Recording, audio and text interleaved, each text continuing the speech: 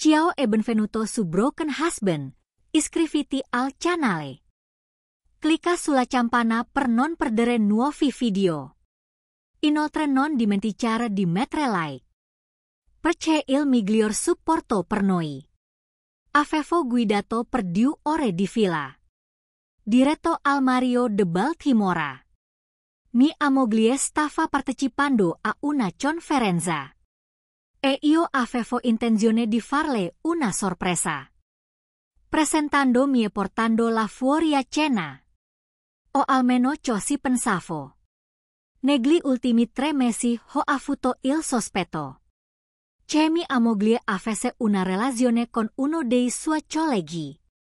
Sembrava che ogni volta che si recava in viaggio d'affari. O a una delle successioni di formazione. In realtà si stesse solo impegnando con qualcun altro. Stasera volevo coglierla in flagrante e porre fine a tutto questo. Io e mia moglie Lisa siamo sposati da 40 anni. Abbiamo 2 figli meravigliosi, Emily, che ha 12 anni. E Jack, che ha 10 anni. In quel momento stavano con mia madre. Lisa e io ci siamo sposati subito dopo il liceo. Ci siamo frequentati durante gli ultimi 2 anni di scuola. E il matrimonio ci è sembrato il passo successivo. Era sempre così vivace e allegra. I suoi capelli castani erano sempre lunghi. E aveva un viso sottile e spigoloso. Senza un grammo di grasso in più. Fino a 3 mesi Eva credevo che il nostro matrimonio fosse solido. C'erano piccole cose che sembravano non andare. Ma niente di abbastanza concreto da poter essere affrontato direttamente. Non volevo affrontarla e passare per paranoico o glosso. Visto che la conferenza era abbastanza vicina. Pensai che avrei potuto coglierla di sorpresa. Mi avvicinai al bancone con la borsa del vestito. Salve, sono Mark Anderson. Mia moglie Lisa è qui per la conferenza sulle assicurazioni. Nella stanza 214. Ha detto che posso ritirare una chiave. Mi ha detto che potevo ritirare una chiave. L'impiegato controllo il computer e mi consegno una chiave. Potrei vedere un documento di identità per favore? Mi chiese. Certo, risposi porgendogli la mia patente di guida. Nervosamente, mi diretti verso l'ascensore. E se l'avessi davvero becciata, cosa avrei detto? Avrei dovuto bussare o entrare? E se avessi messo la sicura? Sarebbe stata sola? Mi incamminai lungo il corridoio. Decisi di usare la chiave e di aprire la porta. Pensai che avrei affrontato qualsiasi cosa fosse successa dopo? Cercai di essere il più silenzioso possibile. Dopo aver aperto la porta trova Lisa alla scrivania. Intenta a sbrigare delle pratiche con la valigetta aperta.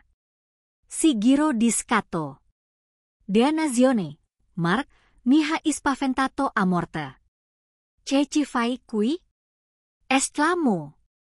Ciao tesoro, disse. Avevo un po' di tempo libero e ho pensato di far un salto. Per portarti fuori a cena. Oh, fantastico. Ti fermi per la notte, vero? Mi farebbe davvero comodo un po' di compagnia. Disse. Avvicinandosi e dandomi un bacio. Beh, il mio piano per catturare la mia moglie traditrice. È stato un fallimento. Abbiamo tempo per una sveltina prima di cena. Chiesi speranzoso. Ehi, prima devo far la doccia, rispose lei. Ma ce ne dici di un pompino veloce prima di farlo? Dopo cena avremo tutta la notte per noi. Si spogliò e lasciò cadere I vestiti sul pavimento. poi si ingino cio davanti a me. Era sollevato di essermi sbagliato sul suo tradimento. La amavo e non volevo perderla. Facciamo una breve sessione e lei disse: Ecco, questo dovrebbe soddisfarti fino a dopo cena. Con un grande sorriso. Poi si direbbe verso il bagno per far la doccia. Mi sedetti sul letto, raccogliendomi. La valigetta di Liza era sul comodo. Così la controllai per vedere se aveva delle aspirine. Per il mio mal di testa da guida. Non ne trovai, ma notai qualcosa di insolito nella tasca laterale. Estrasi lentamente una confezione di 6 preservativi. Li tenevo in mano seduto sul letto, perpresso. Dopo la nascita di Jack, Liza aveva iniziato a prendere la pillola anticoncezionale, ma le dava la nausea. Così avevo fatto una vasectomia. Da allora non avevamo usato nessun'altra forma di controllo delle nascite. Quindi cosa ci facevano questi preservativi nel suo caso? Rendendomi conto che i miei sospetti erano probabilmente corretti. Provai un misto di rabbia e confusione. Frugai nella sua valigetta e trovai delle spille da balia. Che teneva per l'emergenze di abbigliamento. Feci concura un buco al centro di ogni preservativo. Poi li rimisi a posto come li avevo trovati. Liza era ancora sotto la doccia, chiamai un amico a casa. Ehi, Charlie, sono Mark. Ho bisogno di un favore. Certo, cosa c'è? Tracirca un ora chiamami al cellulare e dimmi che scoppiato un tubo. Asciuola e che hanno bisogno dimmi con urgenza. Non c'è bisogno di approfondire, mi ne occuperò io da qui. Ho capito. Ti chiamo verso Lenin etin. Ci vediamo, amico. Decisi che dopo tutto non volevo passare la notte con Liza. Il motivo del nostro incontro precedente. E non volevo peggiorare le cose. Avevo bisogno di riflettere durante il viaggio verso casa. Quando Liza uscì dalla doccia, mi trattenni a stento dall'affrontarla. Dentro di me furioso e volevo sfogarmi. Ma sapevo che era meglio non rivelare la mia conoscenza della sua infedeltà. Quando raggiungemmo la sala da pranzo, ero già profondamente depressa. Ordina quello che vuoi, cara. Ci penso io. Dissi. Beh, non ho molta fame. Penso che prenderò solo un piccolo filetto, rispose lei. Anche a mi sembra buono. Ce ne dici di una bottiglia di rosé da abbinare sugheri. Dopo che il cameriere ha preso le nostre ordinazioni, non ho potuto resistere alla tentazione di indagare un po'. Liza, sei davvero contenta di come stanno le cose tra noi, chiesi, cercando di valutare i suoi sentimenti. Certo, ha risposto lei con un sorriso. Ho una bella casa, 2 figli fantastici e un marito che mi ama. Cosa potrei voler di più? Non lo so, dissi. Credo che a volte mi chieda se sto facendo tutto il possibile per renderti felice. Mi sento incredibilmente fortunato ed averti come moglie. A volte devo darmi un pizzicato per credere che sia vero. Oh, sei proprio uno Giuliva, ridaccio Lisa. È per questo che hai guidato fino a qui per controllare come stiamo. Beh, non devi preoccuparti. Io sono felice contenta e tu stai facendo tutto bene. Una donna non potrebbe chiedere un marito migliore. Quando arrivarono i nostri pasti, parliamo di cose banali per tutta la cena. proprio mentre I piatti venivano spareciati. Squillo il mio cellulare. Mi sono scusata e sono andata nell'atrio per non disturbare gli altri commensali. Dopo qualche minuto tornai al nostro tavolo. Era Charlie, dissi. È scoppiato un tubo dell'acquascuola e devo proprio tornare indietro. Mi dispiace, ma devo cancellare I nostri programmi per stasera. Il volto di Lisa cade con quella che sembrava una vera e propria delusione.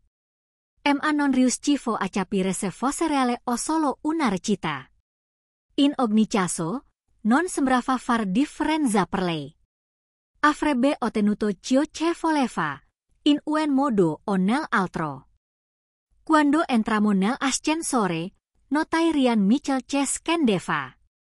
Era il socio da far con cui Lisa sembrava viaggiare sempre. Oh, ciao, Lisa. Dissi allungando la mano.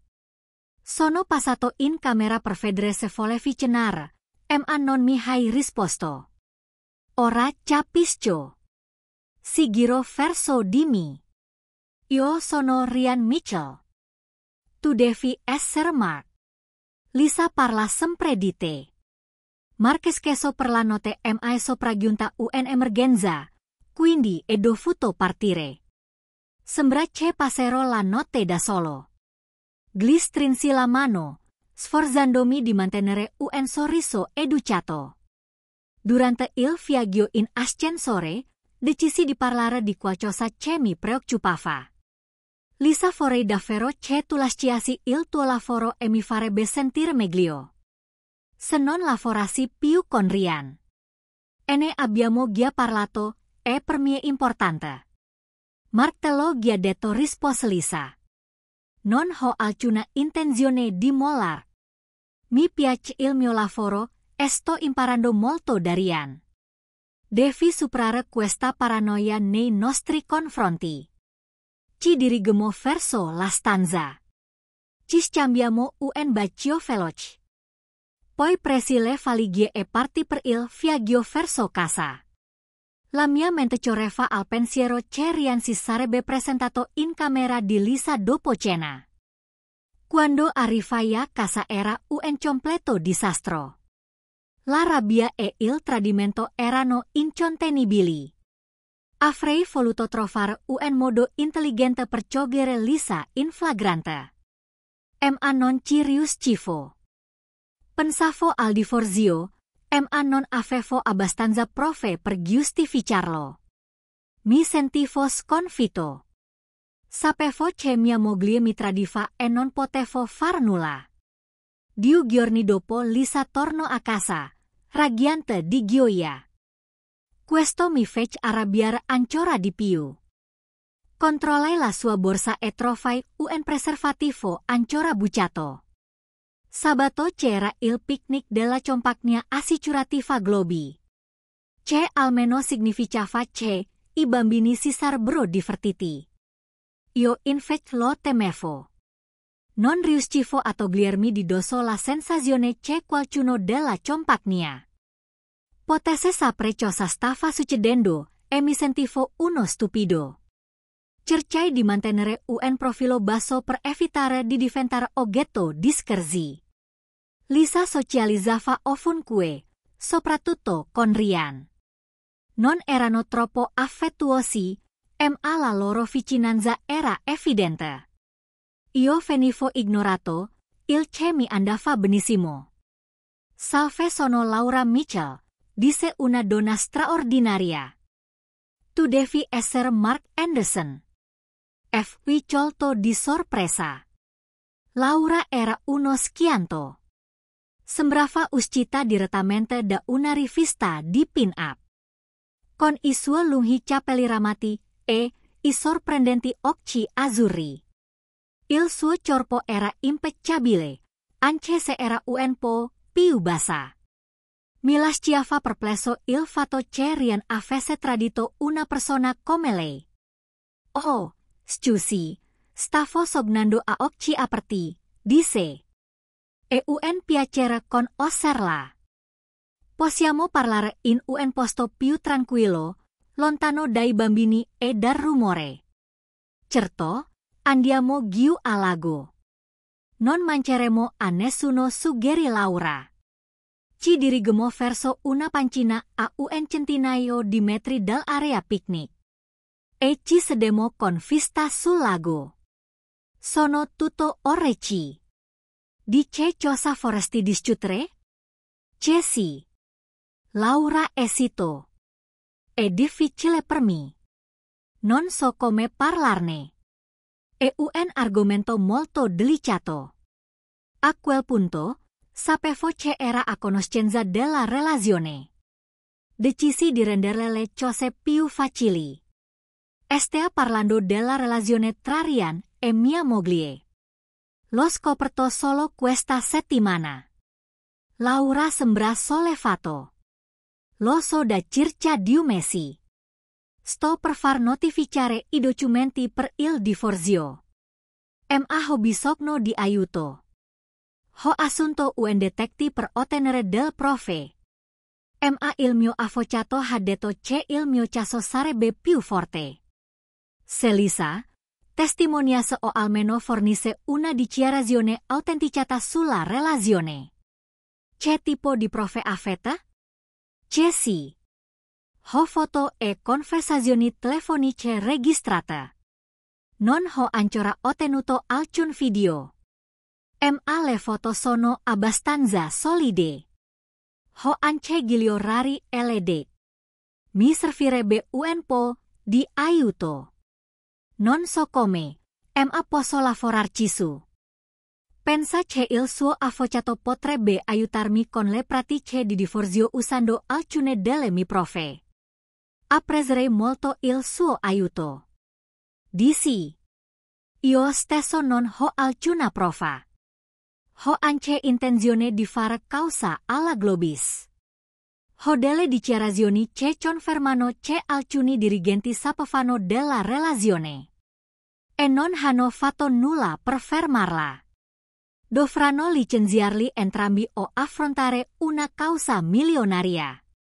Wow, è impressionante, rispose Laura. Ryan gioca a golf domani mattina. Potrebbe venire a casa mia verso metà mattina. Dovrebbe andarsene nel tardo pomeriggio. Posso mostrarle quello che ho e possiamo decidere cosa far dopo. Abito al 206 di Hemlock Avenue a Christmont. Ok, è un appuntamento. Dici. Non proprio un appuntamento, assai cosa intendo. Riedemo entrambi un po' e mi senti più a mio agio con lei. Torniamo all'area picnic e nessuno sembrò accorgersi della nostra assenza. Mi senti un po' meglio pensando che forse questo pasticcio poteva essere risolto. La mattina dopo Lisa mi disse che doveva far delle compere e che sarebbe stata via per un paio di ore. Dopo che se ne fu andata a lasciare i bambini a casa di mia madre e andai a Christmont. Laura mi accolse alla porta e mi condusse nel salotto. Nella stanza c'era un bel divano in pelle e un grande monitor per computer seduto su un tavolo di fronte ad esso. Sulla schermo c'era l'immagine di una stanza di motel vuota. Si accomodi, disse Laura. O birra, soda e vino, cosa desidera? La soda normale va bene, la Pepsi se ce l'avete, risposi.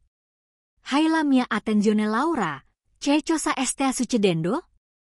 Tra pochi minuti assisteremo a una partita di golf del mio caro marito in diretta e a colori, ha detto Laura. Spero che non siete troppo turbati e ma credo che riconoscerete questo Chadi. Come hai fatto a organizzare tutto questo? Sì, sorpreso. Mi è costato $1,0 per organizzarlo, ha detto Laura. E meglio che ne valga la pena. Ryan copre i costi, ovviamente. La trasmissione dovrebbe durare circa 2 ore, quindi mettetevi comodi.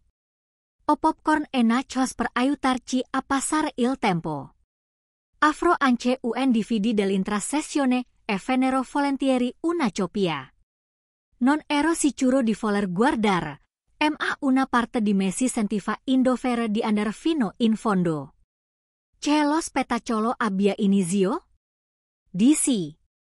Abbiamo chiacchierato per circa 20 minuti, mentre Laura mi mostrava le informazioni che aveva raccolto sulla relazione. Ero sbalordito dalle foto, dai nastri e dai documenti che aveva raccolto. Ero anche sconvolta dal fatto di sapere con certezza cosa stesse facendo Elisa.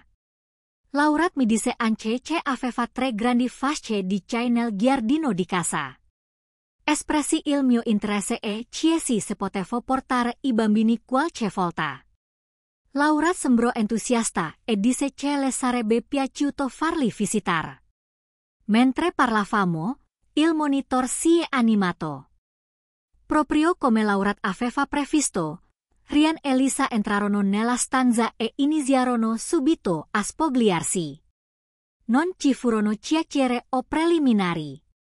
Si misero subito al lavoro.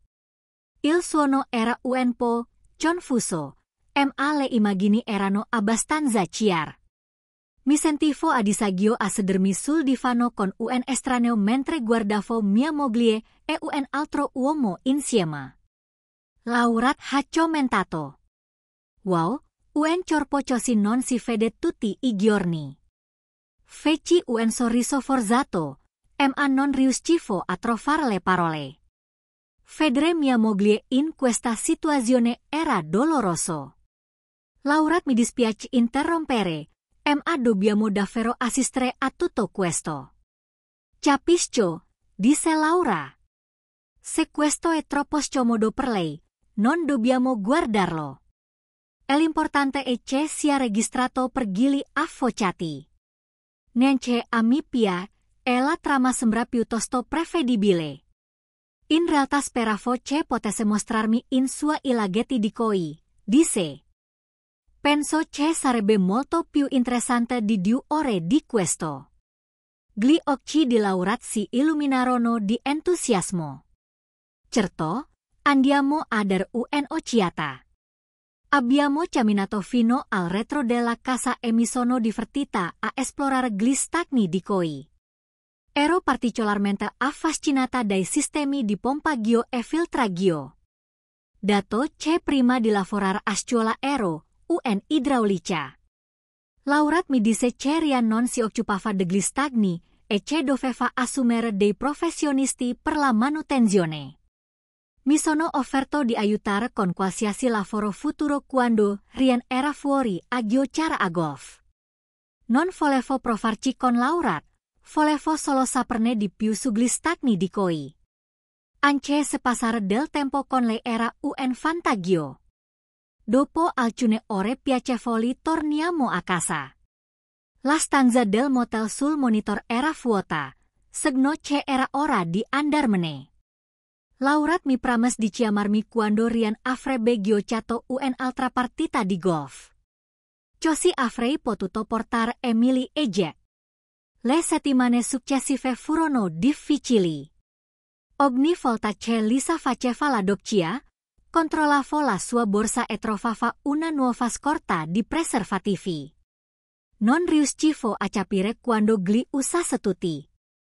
Tenevo a portata di mano la spilla da balian nel portachiavi per bucarli. Aspettavo il giorno in cui Lisa avrebbe dovuto fare una visita a sorpresa a sua sorella. La sera, dopo le partite di golf di Rian, i ragazzi parlavano con entusiasmo delle loro visite. Agli stagni di koi di Laura, ma Lisa non mostrava alcun interesse. I bambini mostravano con orgoglio a Lisa i loro disegni dei pesci e parlavano dei nomi che avevano dato loro. Sembrava che non avesse mai collegato i punti tra la moglie di Rian e la signora delle koi. Era come se fosse sollevata dal fatto che io tenessi occupati i bambini mentre lei era fuori a farle su scappatelle. Feci altri 2 tentativi per convincere Lisa a lasciare il lavoro e asmettere di federerian. Entrambe le volte ricevetti lo stesso rifiuto e la seconda volta fu particolarmente duro. Cominciai anche a trovare scuse per evitare di far sesso con lei, il che portò a qualche commento presente sulla mia mascolinità. Le critiche sono state punenti, ma mi hanno anche reso più facile giustificare quello che stavo facendo. Poi, un martedì sera, Lisa sgancia una notizia bomba. Mark, ultimamente mi sento molto stressata. Vorrei prendermi qualche giorno di vacanza e andare a trovare mia sorella per una settimana. Potresti guardare i bambini mentre mi rilasso un po'? Anni cercando di mascherare il mio sollievo. Capisco? Hai fatto un sacco di straordinarie di notti in bianco? Una gita da tua sorella sembra meglio di un anno di terapia. Fai pure a divertirti. Io mi occuperò di tutto qui. Sono felice tu capisci, disse Lisa. Tutto questo lavoro extra è per il bene della famiglia, ma credo di avere esagerato. Quella notte faticai a dormire, pensando a tutto ciò che dovevo fare il giorno dopo. Finalmente era arrivato il momento. La sorella di Lisa, Sophie e suo marito, Tom, vivevano a circa 3 ore di distanza. Tom era un tipo a posto, ma sembrava avere una personalità un po' zerbina quando si trattava di Sophie. Nella città in cui vivevano c'erano 2 cliniche per l'aborto. E io avevo i nomi, gli indirizzi e gli orari di funzionamento di entrambe. Ogni clinica richiedeva un periodo di riflessione di 2 giorni. Quindi la prima volta che Lisa avrebbe potuto fissare un intervento sarebbe stata venerdì. Ammesso che avesse preso appuntamento mercoledì. Pensai che avrebbe voluto farlo in fretta per avere il tempo di riprendersi prima di tornare a casa? In questo modo avevo circa un giorno e mezzo per mettere a punto i miei piani. Dopo che Lisa è partita per il suo viaggio di riposo e recupero, ho iniziato a sistemare le cose. Ho dovuto spiegare la situazione ai miei genitori ed è stata dura. Ammettere di aver fallito come marito è stato difficile, ma sono stati comprensivi e mi hanno sostenuto. Ai bambini piaceva star con loro, e il camion di mio padre sarebbe stato utile per trasportare le cose di Lisa. L'avvocato avrebbe avuto tutti i documenti pronti da ritirare Giove di mattina. Anche i documenti di Laura erano pronti e lei aveva intenzione di notificare Ryan. Nello stesso momento in cui io notificavo Lisa. Decisi di dar a Lisa un'ultima possibilità di sistemare le cose, anche se non nutrivo molta speranza. Papa e io passammo il resto della giornata a preparare gli effetti personali di Lisa. Giove di mattina, dopo 3 ore di viaggio, arrivai alla prima clinica. Non c'era niente da fare. Così mi diresi al centro di pianificazione familiare, la seconda clinica della mia lista. Mi avvicinai alla receptionist con tutta la fiducia possibile. Salve, sono Mark Anderson. Mi ammoglie, Lisa mi ha detto che devo firmare un modulo di accordo consensuale. Che tipo di forma chiese lei con aria confusa. Non sono sicuro del nome esatto. Mi qualcosa che dice ho capito tutto e sono d'accordo. E che non farò causa o cose del genere. Aspettate un attimo, disse. Era Lisa Anderson giusto? Sì, risposi. Ha bisogno di un documento di identità o altro chiese.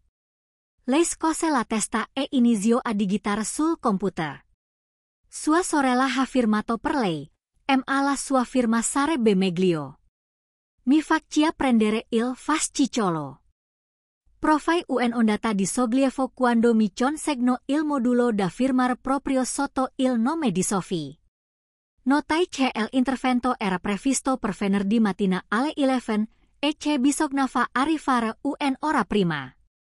Dobbiamo ancora dei soldi chiesi tirando fuori il libretto degli assegni. No, sua moglie ha pagato l'intro in porto. $800 in contanti. Non c'è altro da fare in questo momento. Grazie mille.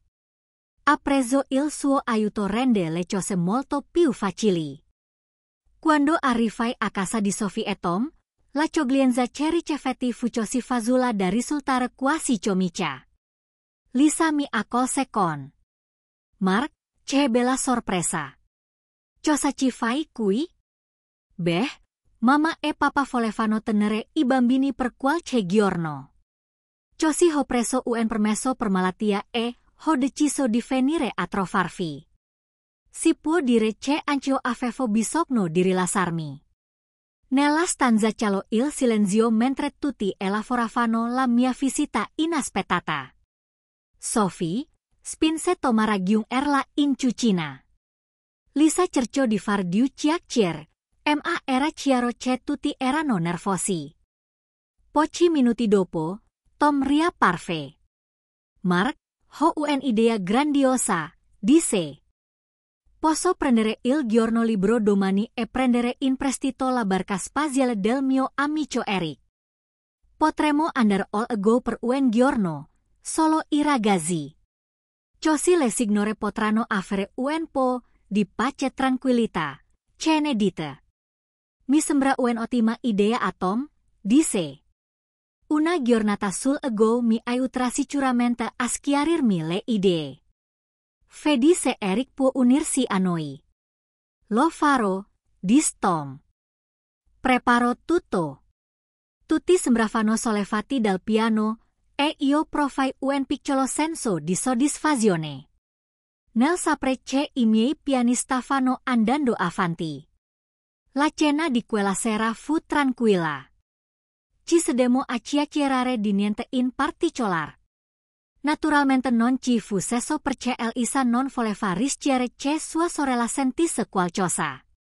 Il mattino seguente, di buon'ora, Eric era davanti alla barca. E Tom era impegnato a preparare il pranzo e a riempire la borsa frigo di birra. Chiacchierammo un po' mentre caricavamo il camion e la barca. Non vieni con noi? Tommy chiese mentre mi attardavo accanto alla portiera del passeggero. No, Tom. Ho deciso di restare qui. Dovrete passare una giornata insieme. Dubito che vorrete affrontare l'umore di Sophie più tardi. Dici.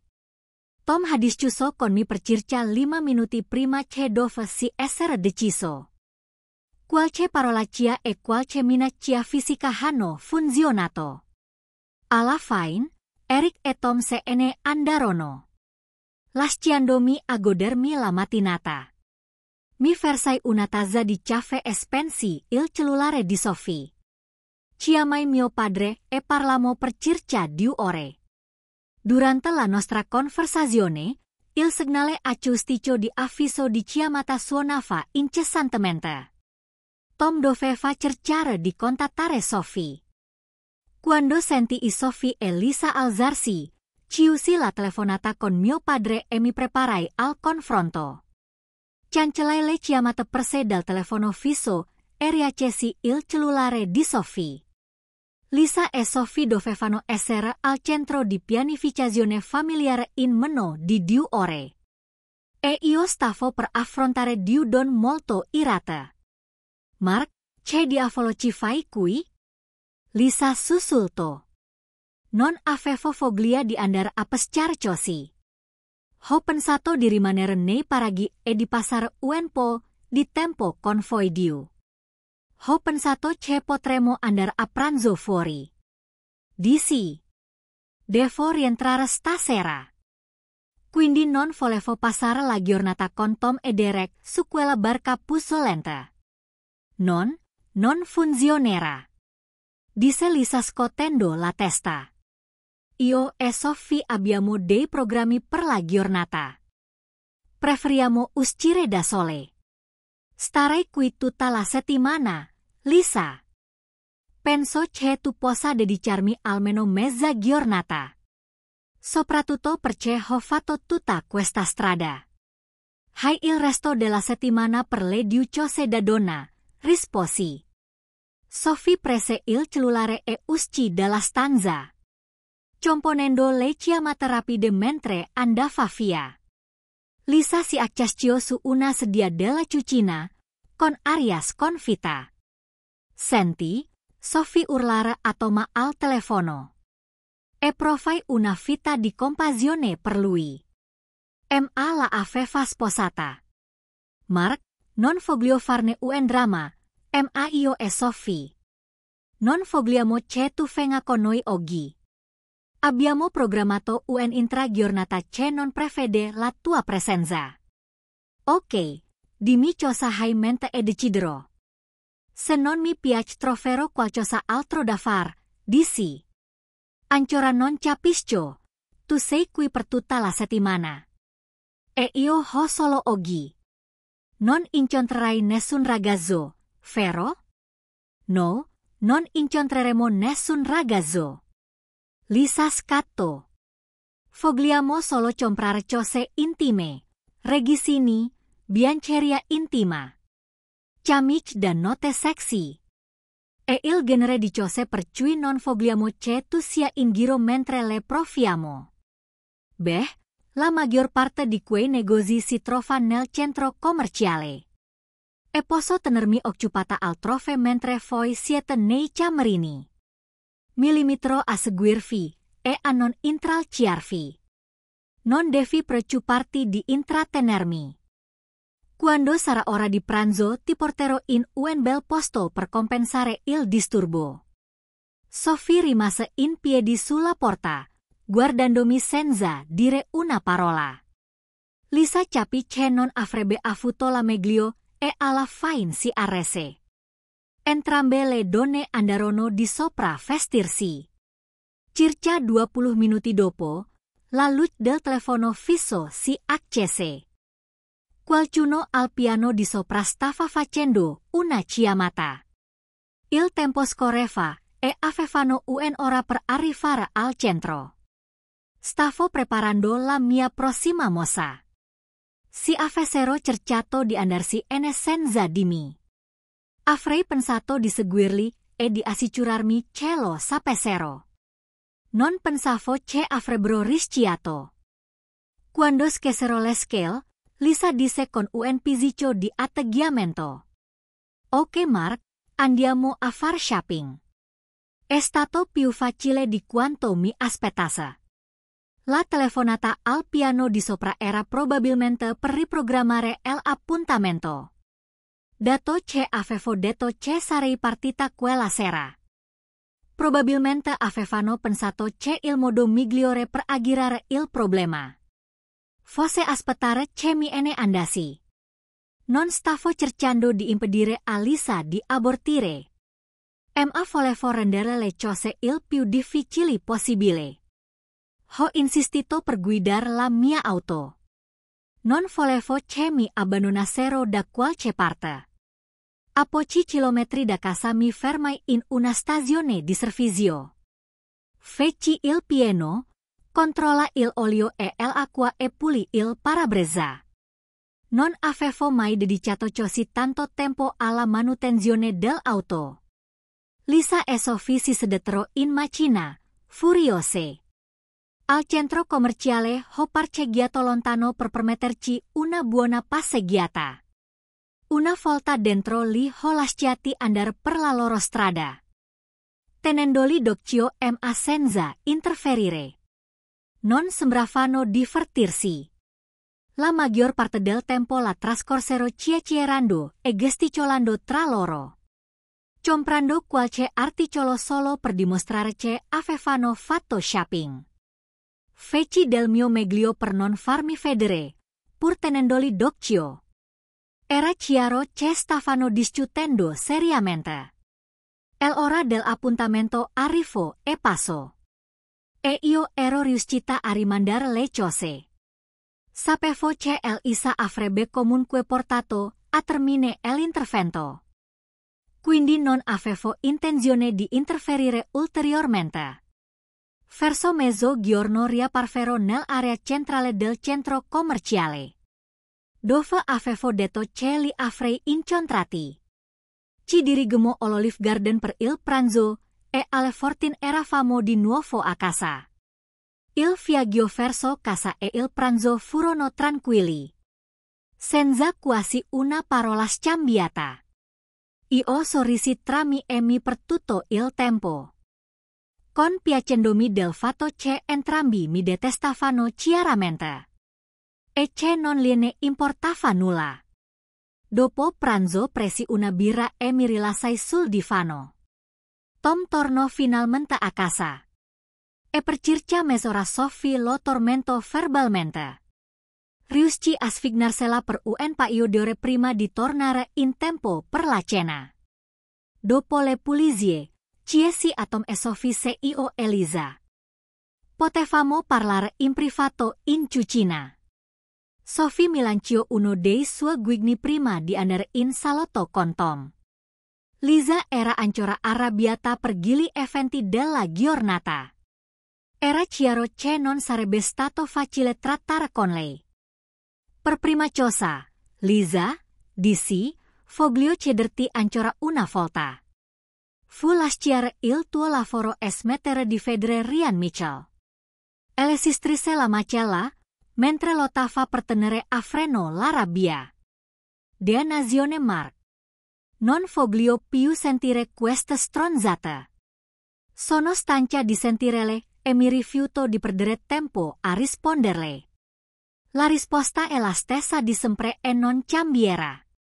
O fai avanti o te ne fai. Tenè, cercai nella busta di Manila che avevo portato con me. En strasi una di formato legale. Ok, te l'ho chiesto almeno 10 volte negli ultimi 2 mesi. E ogni volta hai rifiutato. Non avevo scelta. Lisa, questi sono I documenti per il divorzio. Devi solo firmarli e spedirli. È inclusa una busta francata e auto indirizzata. Se vuoi un avvocato gli esamini sentiti libera. Mi fisso e si chinò sul tavolo. Stupido figlio di puttana.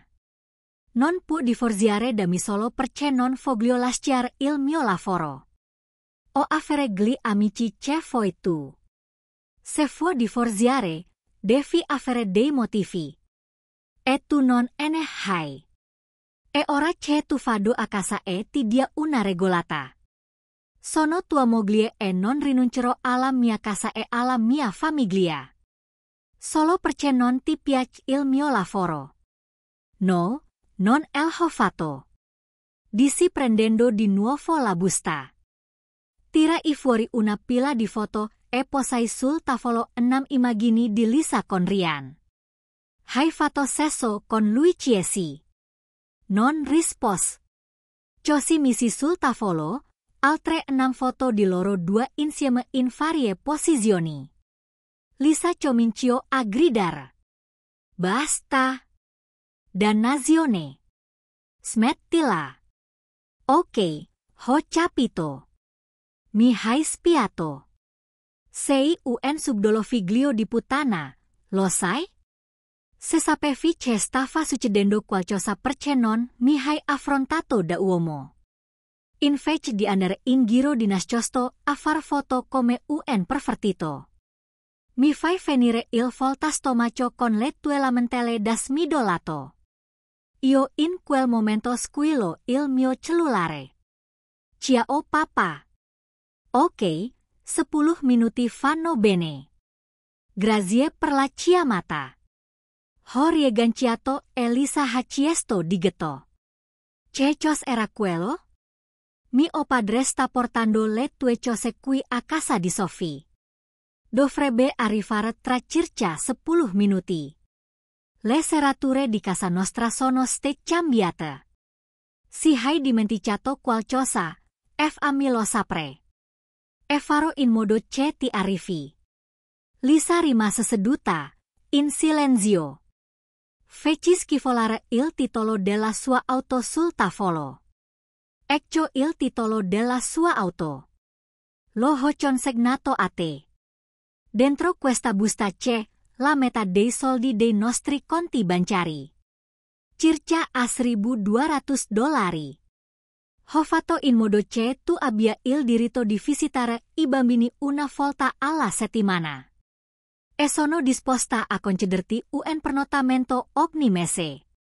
Si accetti di rilasciare una dichiarazione sulla relazione e di farla autenticare. Oh, e ho anche un DVD che non sono riuscito a mostrarle. E del 10 maggio e mostraterian al Motel Scandia. Dura 2 ore e mostra tutto quello che c'è in quelle foto. Presi le foto e disse, non ho scattato niente di tutto questo. Non mi importava davvero di quello che stavi facendo. Non mi piaceva essere preso in giro. Ed ecco un piccolo ricordo del nostro amore. Tirai fuori la spilla da balia dal mio portachiavi e la feci scivolare sul tavolo. E la spilla che ho usato per fare dei piccoli buchi in tutti i tuoi preservativi negli ultimi 2 mesi. Lo sapevi che hai usato 48 preservativi solo nelle ultime 2 settimane. Il buon Victorian si stava dando da far più di quanto avessi mai immaginato. E un ragazzo fortunato. Miserabile piccola donnola. E la cosa più spregevole che abbia mai sentito. Sei un bastardo? Elisa sputo. No more. La cosa più spregevole è far sesso con qualcuno con cui non si è sposati. Io sarò anche un bastardo, ma sei tu quella che veramente una sgualdrina tra di trais. Mi dispiace devo scappare. Papà si è appena fermato nel vialetto. A proposito, non hai mai detto che ti dispiace o ti sei scusata per quello che hai fatto. Non credo che tu meriti di essere sposata con me. Addio Lisa, goditi il tuo aborto lunedì. Mentre uscivo dalla stanza, Lisa iniziò a piangere. Sophie si precipitò a confortarla e Tom mi seguì fino al porticcio. Che diavolo stai facendo, amico? Chiese Tom afferrando il braccio. Sei stato sposato per fortuna anni. Non può buttare via tutto per un malinteso. Ma l'inteso? Tom, perché mia moglie è venuta a trovarti, Sophie? Jessie. Tom si guardò i piedi, pensando. Scusa Mark, lascia che ti aiuti a scaricare il camion. Scaricciamo il camion in circa 10 minuti mentre Lisa si lamentava in cucina. Non mi importava perciò stesse piangendo. Ryan e Lisa furono entrambi gli scienziati da Globis la settimana successiva. Lisa si rifiutò di firmare un affidavit. Ma l'avvocato disse che aveva un caso abbastanza solido anche senza. Dopo quella sera non è più notizie di Lisa. Non andò a trovare i bambini, ai quali non sembrò dispiacere. Perché stavano legando bene con Laura. Passamo molto tempo insieme come famiglia. Senza parlare di sesso o di qualsiasi cosa che potesse mettere a rischio il divorzio. 4 mesi dopo entrambi, i divorzi sono stati finalizzati. Lisa non ha contestato il suo. Ma Ryan ha lottato duramente perdendo la casa, tutti gli investimenti. E dovendo pagare un ingente somma per gli alimenti. Pochi giorni prima di Natale, Lisa passò con i regali per i bambini. Sono rimasto educato per non rovinare lo spirito delle feste. Rimase per un paio di ore e se ne andò in silenzio. Non parlammo del divorzio o della relazione. Mi si invendita la casa e 2 mesi dopo ci trasferimmo dalla Laura. Ryan accettò un lavoro a Oma Elisa, andò con lui. Qualche mese dopo, Ryan sparì senza dire a Lisa dove sarebbe andato. Liza torno a vivere con Sophie dopo che comparti per un lavoro nell'olodotto della lascia. 2 mesi dopo, Sophie ricevette I documenti per il divorzio. Sicuramente le 2 sorelle si fanno compagnia. Io e Laura ci sentiamo a nostro agio l'uno con l'altra. Lei ed ora I bambini e loro provano la stessa cosa per lei. Abbiamo in programma di sposarci a giugno e di dedicare ogni momento ai preparativi per la luna di miele.